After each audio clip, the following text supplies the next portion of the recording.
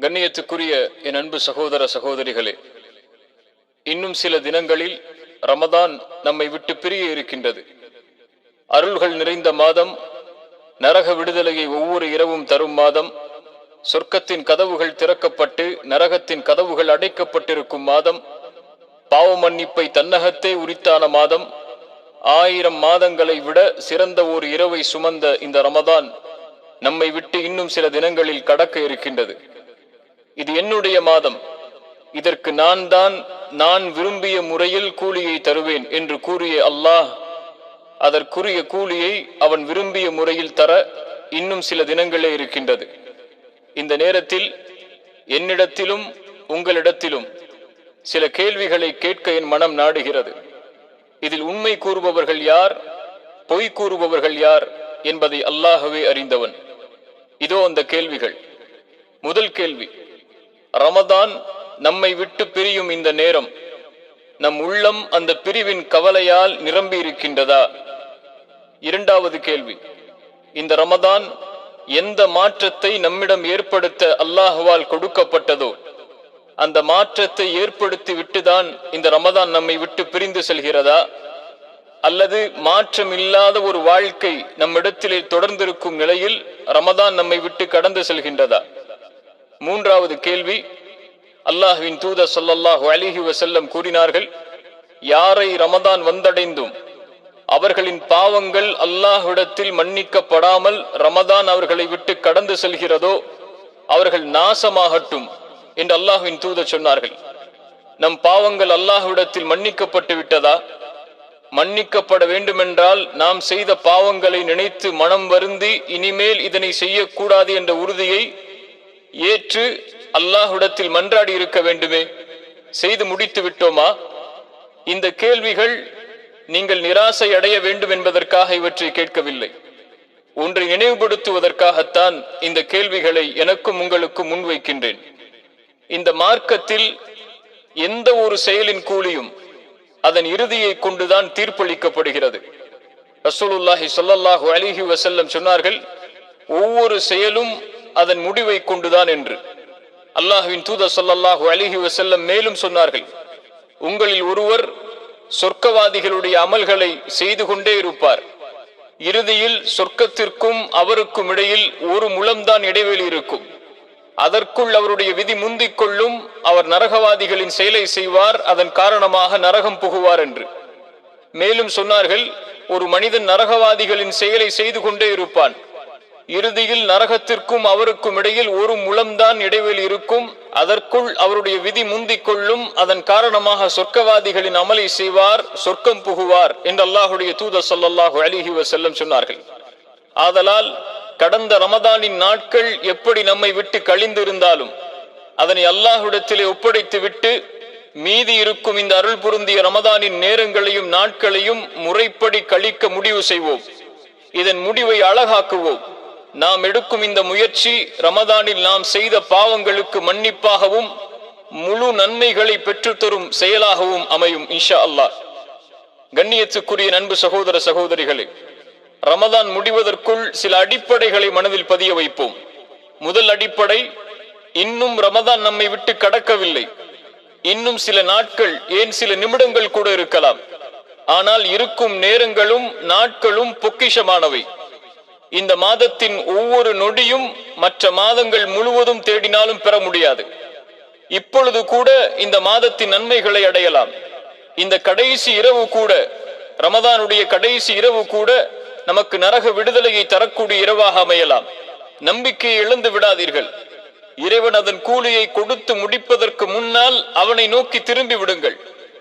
கடலளவு பாவங்களின் சுமைகளை நீங்கள் வைத்திருந்தாலும் உங்களை அல்லாஹ் மன்னிப்பான் என்ற நம்பிக்கையில் உங்களை அவனிடத்திலே இப்பொழுதே ஒப்படைத்து விடுங்கள்.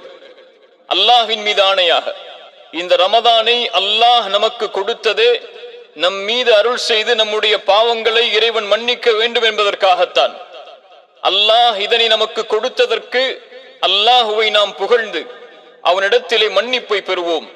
அல்லாஹ் ரப்புல் ஆலமீன் கூறுகின்றான், வரம்பு மீறி பாவம் செய்த என் அடியார்களே, அல்லாஹ்வின் அருளை பற்றி ஒருபோதும் நீங்கள் நம்பிக்கை இழந்து விட வேண்டாம். நீங்கள் பாவத்திலிருந்து விலகி மனம் வருந்தி மன்னிப்பை கோரினால் உங்கள் எல்லா பாவங்களையும் அல்லாஹ் மன்னித்து விடுவான். ஏனென்றால் அவன்தான் மிக்க மன்னிப்பவன், கிருபையுடையவன். அல்லாஹ்வின் இந்த அழைப்பை கவனியுங்கள். அல்லாஹ் என் அடியார்களாகிய நோன்பாளிகளே என்று அழைக்கவில்லை. அல்லாஹ் என் அடியார்களாகிய தொழுகையாளிகளே என்று அழைக்கவில்லை. அல்லாஹ் அழைப்பது வரம்பு மீறி பாவம் செய்த என் அடியார்களே என்றுதான். நீங்கள் என்ன பாவம் செய்திருந்தாலும் அல்லாஹ்வின் அருளை பற்றி ஒருபோதும் நம்பிக்கை இழந்து விடாதீர்கள் என்று அல்லாஹ் கூறுகிறான். மேலும் அல்லாஹ் கூறுகிறான், அல்லாஹ்வின் அருளை குறித்து நிராசை அடைந்து விடாதீர்கள். நிராகரிக்கும் மக்கள் தான் அவனுடைய அருளை குறித்து நிராசை அடைவார்கள் என்று அல்லாஹ் கூறுகிறான். ரசூலுல்லாஹி ஸல்லல்லாஹு அலைஹி வஸல்லம் சொன்னார்கள், அல்லாஹ் ஒவ்வொரு இரவும் முதல் வானத்திற்கு இறங்குகிறான். அவன் கூறுகிறான், நான் தான் அரசன். யாரேனும் பாவ மன்னிப்பை தேடினால் அவரை நான் மன்னிக்கிறேன் என்று. ரமதான் முடிந்து விடலாம் கண்ணியத்துக்குரியவர்களே, ஆனால் அல்லாஹ்வின் அருளுக்கு முடிவில்லை. நம் உயிர் பிரியும் வரை அவனிடத்தில் பாவ மன்னிப்பின் வாசல் திறந்தே இருக்கிறது. ரசூலுல்லாஹி ஸல்லல்லாஹு அலைஹி வஸல்லம் சொன்னார்கள், வல்லமையும் மாண்பு மிக்க அல்லாஹ் கூறுகிறான், என்னை குறித்து என் அடியான் எப்படி நினைக்கின்றானோ அப்படியே நான் அவனிடம் நடந்து கொள்வேன். அவன் என்னை நினைவு கூறும் போது அவனுடன் நான் இருப்பேன். அவன் தனது உள்ளத்தில் என்னை நினைவு கூர்ந்தால் நான் எனது உள்ளத்தில் அவனை நினைவு கூறுவேன். என்னை ஒரு சபையில் அவன் நினைவு கூர்ந்தால் அவன் நினைவு கூறக்கூடிய சபையை விட அழகிய சபையில் நான் அவனை நினைவு கூறுவேன். அவன் என்னை ஒரு சாணளவு நெருங்கினால் நான் முழமளவு நெருங்குவேன். அவன் முழமளவு நெருங்கினால் 2 கைகளின் நீட்டளவு நான் நெருங்குவேன். என்னை நோக்கி அவன் நடந்து வந்தால் நான் ஓடிச் செல்வேன் என்று அல்லாஹ் கூறுவதாக அல்லாஹுடைய தூதர் ஸல்லல்லாஹு அலைஹி வஸல்லம் சொன்னார்கள். மேலும் அல்லாஹ்வுடைய தூதர் ஸல்லல்லாஹு அலைஹி வஸல்லம் சொன்னார்கள், பகலில் பாவம் செய்தவர் பாவ மன்னிப்பை செய்து மீள்வதற்காக இரவில் அல்லாஹ் தன்னுடைய கரத்தை விரிக்கிறான். இரவில் பாவம் செய்தவர் பாவ மன்னிப்பை செய்து மீள்வதற்காக பகலில் இறைவன் தன்னுடைய கரத்தை விரிக்கிறான் என்று அல்லாஹ்வுடைய தூதர் ஸல்லல்லாஹு அலைஹி வஸல்லம் சொன்னார்கள். மேலும் அல்லாஹ்வுடைய தூதர் ஸல்லல்லாஹு அலைஹி வஸல்லம் அவர்கள் சொன்னார்கள், ஒரு அடியான் பாவம் செய்து தன்னிடத்திலே திரும்பி வரும் பொழுது அல்லாஹ் எல்லையற்ற மகிழ்ச்சி அடைகிறான். எப்படி என்றால், ஒரு பொட்டல் பூமியில் தனது வாகனத்தில் ஒருவர் பயணம் செய்கிறார். திடீரென்று அவருடைய வாகனம் காணாமல் போய்விடுகிறது. அதில் தான் அவருடைய உணவும் பானமும் இருக்கின்றது. இனிமேல் அந்த வாகனம் கிடைக்கப் போவதில்லை என்று நம்பிக்கை இழந்து விடுகிறார். பிறகு ஒரு மரத்தருகே வந்து அந்த நிழலில் ஓய்வெடுக்கிறார். தனது வாகனம் கிடைக்கும் என்ற நம்பிக்கையே அவருக்கு இல்லை. இந்த நிலையில் திடீரென்று அவருடைய வாகனம் அவருக்கு முன்னால் இருக்கின்றது. உடனடியாக அதன் கடிவாளத்தை கையில் எடுத்துக்கொண்டு மகிழ்ச்சி பெருக்கோடு கூறுகிறார், யா அல்லாஹ், நீதான் என் அடிமை, நான் தான் உன் எஜமானன் என்று. அவர் அடைந்த எல்லையற்ற மகிழ்ச்சியால், உயிர் போய் கிடைத்த அந்த மகிழ்ச்சியால் அவர் வார்த்தை தடுமாறி விடுகிறது. அதுபோல்தான் எப்படி இந்த அடியான் தொலைத்த வாகனம் தொலைத்த உணவு கிடைத்த போது தன் உயிரே திரும்பி வந்ததை போன்று மகிழ்ச்சி அடைந்து அந்த மகிழ்ச்சியில் என்ன வார்த்தை பேசுகிறோம் என்று கூட தெரியாமல் தவறுதலாக வார்த்தையை வெளிப்படுத்துகிறாரோ, இந்த அடியான் அடையக்கூடிய மகிழ்ச்சியை விட அல்லாஹ் ரப்புல் ஆலமீன் பாவம் செய்த அடியான் தன்னை நோக்கி திரும்பி வரும்போது மகிழ்ச்சி அடைகிறான் என்று அல்லாஹுடைய தூதர் ஸல்லல்லாஹு அலைஹி வஸல்லம் சொன்னார்கள். கண்ணியத்துக்குரியவர்கள், ரமதானின் இறுதி நாட்களை நெருங்கக்கூடிய நாம் நம்மிடத்திலே இந்த ரமதானில் நன்மைகள் இருந்தால் அல்லாஹ்வை புகழ்வோம். பாவங்கள் இருந்தால் எதுவாயினும், அது எதுவாக இருந்தாலும், எவ்வளவு எண்ணிக்கையுடையதாக இருந்தாலும் அல்லாஹ்விடத்திலே மனமுருகி மன்னிப்பை தேடுவோம். அல்லாஹ் எம்முடைய பாவங்களை நிச்சயமாக மன்னிப்பான். இரண்டாவது அடிப்படை, ரமதானில் செய்த அமல்கள் அல்லாஹ்விடத்தில் அங்கீகரிக்கப்படுமா என்ற பயம் உள்ளத்திலே இருக்க வேண்டும். ஒரு அடியான் எந்த ஒரு செயலை செய்தாலும் அந்த செயல் அல்லாஹ்விடத்திலே அங்கீகரிக்கப்பட வேண்டும் என்ற ஆதரவும் பயமும் அவன் உள்ளத்திலே குடிகொண்டிருக்க வேண்டும். ஒரு முறை ஆயிஷா ரலியல்லாஹு அன்ஹா அவர்கள் அல்லாஹ்வின் தூதர் ஸல்லல்லாஹு அலைஹி வஸல்லம் இடத்திலே ஒரு குர்ஆனுடைய வசனம் சம்பந்தமாக கேட்கிறார்கள். அல்லாஹ் கூறுகிறான், எவர்கள் தங்களுக்கு இயன்ற வரையில் தானம் கொடுப்பதுடன் அவர்களுடைய உள்ளங்கள் நிச்சயமாக தாங்கள் இறைவனிடம் செல்வோம் என்று பயந்து கொண்டிருக்கும் என்ற வசனத்தை ஓதிவிட்டு, அல்லாஹ்வின் தூதரே, தானம் செய்துவிட்டு இறைவன் மீது பயம் கொள்ளும் இவர்கள் விபச்சாரம் செய்வார்களா, மது அருந்துவார்களா, திருட்டு போன்ற காரியங்களில் ஈடுபடுவார்களா, அதனால் தான் அந்த பயமா என்று பொருள்பட கேட்டார்கள். அதற்கு அல்லாஹ்வின் தூதர் ஸல்லல்லாஹு அலைஹி வஸல்லம் சொன்னார்கள், அப்படி அல்ல சித்தீக்கின் மகளே, அவர் தொழுவார், நோன்பை கடைபிடிப்பார், தானம் செய்வார், அதே நேரத்தில் இந்த செயல் அல்லாஹ்விடத்தில் ஏற்றுக்கொள்ளப்பட வேண்டும் என்று பயம் கொள்வார் என்று சொன்னார்கள். அறிஞர்களில் ஒருவர் கூறுகிறார், கொஞ்சம் கவனியுங்கள், கடுகளவு நான் செய்த அமல்களை அல்லாஹ் இப்போது அங்கீகரித்தான் என்ற செயலை நான் அறிந்தால் இப்போதே நான் மரணத்திற்கு ஆதரவு வைக்கிறேன் என்று அவர் கூறுகிறார். சுப்ஹானல்லாஹ். அல்லாஹ்விடத்தில் நம்முடைய செயல்கள் அங்கீகரிக்கப்பட்டிருக்கின்றதா? நாம் வைத்த நோன்புகள், நாம் ஓதிய குர்ஆன், நாம் நின்று வணங்கிய தராவீஹ், இது போன்ற வணக்க வழிபாடுகளை நாம் செய்து முடித்து விட்டோம். அல்லாஹ் அதை அங்கீகரித்தானா? அல்லாஹ் அதை அங்கீகரிக்கவில்லை என்றால் யாரிடத்திலே சென்று கூலியை பெற முடியும்? ஒரு நம்பிக்கை கொண்டவர் இந்த பயத்தோடு ரமதானை கடந்து செல்வார். மூன்றாவது அடிப்படை, நாம் செய்த அமல்களின் கூலிகள் கொடுக்கப்படுவதற்கு முன்னால் இந்த ரமதானில் எதை நோக்கமாக கொண்டு அமல் செய்தோம் என்பதை சீர்படுத்திக் கொள்வோம். இரண்டு மனிதர்கள் இந்த உலகத்திலே உண்டு. ஒரு வகை மனிதர்கள் நன்மைகளுக்காக மட்டும் அமல்களை செய்பவர்கள். அவர்கள் ரமதானில் தொழுதது, இரவு வணக்கத்தில் ஈடுபட்டது, குர்ஆனை ஓதியது எல்லாம் நன்மைகளுக்காக மட்டும்தான். அவர்கள் எதனை நோக்கமாக கொண்டு அமல் செய்தார்களோ அதன் கூலியை நிச்சயமாக அடைந்து கொள்வார்கள். அல்லாஹ்வின் தூதர் ஸல்லல்லாஹு அலைஹி வஸல்லம் கூறினார்கள், நிச்சயமாக ஒரு அடியான் மறுமையில் முதலில் தொழுகையை பற்றி தான் விசாரிக்கப்படுவான். அவன் தொழுகை நிறைவானதாக காணப்பட்டால் அவனது தொழுகை நிறைவானது என்று எழுதப்படும். அவனுடைய தொழுகையில் குறை இருந்தால் அல்லாஹ் மலக்குகளை நோக்கி, எனது அடியானுக்கு உபரியான வணக்கங்கள் இருக்கின்றதா என்று பாருங்கள் என்பான். அப்படி இருந்தால் கடமையான தொழுகையில் இருக்கக்கூடிய குறையை அதனை வைத்து நிறைவேற்றுங்கள் என்று சொல்லுவான். பின்னால் ஜக்காத்தை பாருங்கள், மற்ற வணக்கங்களையும் இது போன்றே கணக்கின் அடிப்படையில் நிறைவேற்றுங்கள் என்று அல்லாஹ் கூறுவான். இந்த மனிதர்கள் நன்மைகளுக்காக அமல் செய்வார்கள், அதன் நன்மையை அல்லாஹ்விடத்திலே அடைந்து கொள்வார்கள். இரண்டாவது வகை மனிதர்கள், இவர்கள் அமல் செய்வதின் பலனாக நன்மைகளை அல்லாஹ்விடம் எதிர்பார்ப்பார்கள். ஆனால் நன்மைகள் மட்டும் இவர்களின் நோக்கம் அல்ல. இவர்களின் நோக்கம் என்ன தெரியுமா? அல்லாஹ்வே, ஆம், அவர்களுக்கு அல்லாஹ் தான் நோக்கம். அல்லாஹ்வின் பொருத்தத்தை அடைய வேண்டும் இந்த செயலின் காரணமாக, அல்லாஹ் என்னை நேசிக்க வேண்டும் இந்த செயலின் காரணமாக என்பதுதான் அவர்களுடைய வாழ்வின் நோக்கமாக இருக்கும். இவர்களை பற்றி தான் அல்லாஹ்வின் தூதர் ஸல்லல்லாஹு அலைஹி வஸல்லம் அவர்கள் சொன்னார்கள், அல்லாஹ் கூறுவதாக, யார் என் நேசனை பகைக்கிறானோ அவனோடு நான் போரை தொடுக்கிறேன்.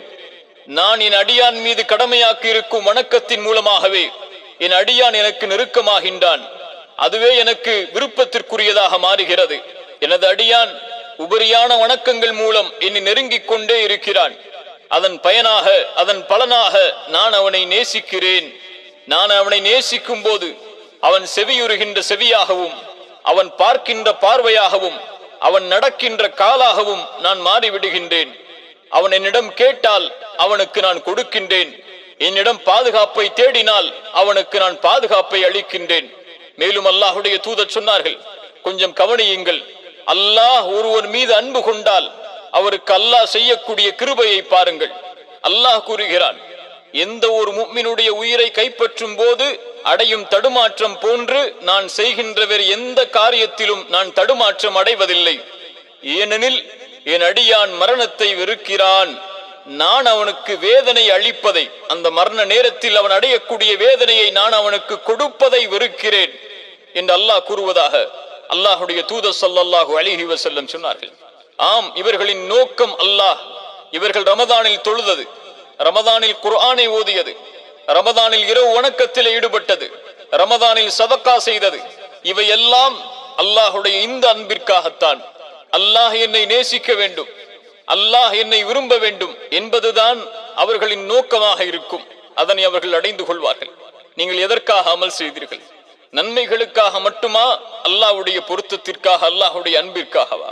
இறுதியாக ஒரு அடிப்படையை கூறுகிறேன், மனதில் பதிய வையுங்கள், அதை செயல்படுத்துங்கள். மனிதர்கள் செய்த பாவங்களை மன்னித்து விடுங்கள். நம்மிலே எத்துணை பேர் வெறுப்போடும் பகைமையோடும் குரோத உணர்வோடும் பழி தீர்க்க வேண்டும் என்ற எண்ணத்தோடும் இந்த உலகத்திலே சக மனிதர்களோடு வாழ்ந்து கொண்டிருக்கிறோம். மனிதர்கள் செய்த பாவங்களை மன்னிக்காமல் நம்முடைய பெருமை நம்மை தடுக்கிறது. ஆனால் நாம் அல்லாஹ்விடத்திலே பாவம் செய்தால் அல்லாஹ் அந்த பாவத்தை மன்னிக்க வேண்டும் என்ற விருப்பம் நம்முடைய எல்லோர்களுடைய உள்ளத்திலும் இருக்கிறது. சக மனிதர்கள் பாவம் செய்தால் நான் ஏன் அவனை மன்னிக்க வேண்டும் என்ற பெருமை நம்மிலே பலருக்கு இருக்கிறது. அல்லாஹுடைய தூதர் ஸல்லல்லாஹு அலைஹி வஸல்லம் அதன் காரணமாகத்தான் சொன்னார்கள், நீங்கள் மன்னியுங்கள், அல்லாஹ் ரப்புல் ஆலமீன் உங்களை மன்னித்து விடுவான் என்று. மேலும் சொன்னார்கள், பூமியில் உள்ளவர்களுக்கு இரக்கம் காட்டுங்கள், வானத்தில் உள்ள அல்லாஹ் உங்கள் மீது இரக்கம் காட்டுவான். மேலும் அல்லாஹ் கேட்கிறான், நான் உங்களுடைய பாவங்களை மன்னிக்க வேண்டும் என்று நீங்கள் விரும்புகிறீர்கள், ஆனால் பிற மனிதர்கள் செய்த பாவங்களை நீங்கள் மன்னிக்க மாட்டீர்களா என்று பொருள்பட அல்லாஹ் கேட்கிறான். கண்ணியத்துக்குரியவர்களே, மனிதர்கள் மீதுள்ள வெறுப்போடும் பகைமையோடும் குரோத உணர்வோடும் இந்த உலகத்திலிருந்து நாம் எதை எடுத்து செல்ல போகிறோம்? அதனால் மனிதர்கள் செய்த பாவங்களை மன்னித்து விடுங்கள். யாருக்காவது நீங்கள் பாவம் செய்திருந்தால், யாருடைய உள்ளத்தையாவது காயப்படுத்தி இருந்தால், அவர்களிடத்திலே மன்னிப்பை தேடுங்கள். அவர்கள் உங்களை மன்னித்தால் தான் அல்லாஹ் ரப்புல் ஆலமீன் நாளை மறுமையில் மன்னிப்பான். மனிதர்களிடத்தில் இரக்க குணத்தோடு நடந்து கொள்ளுங்கள்.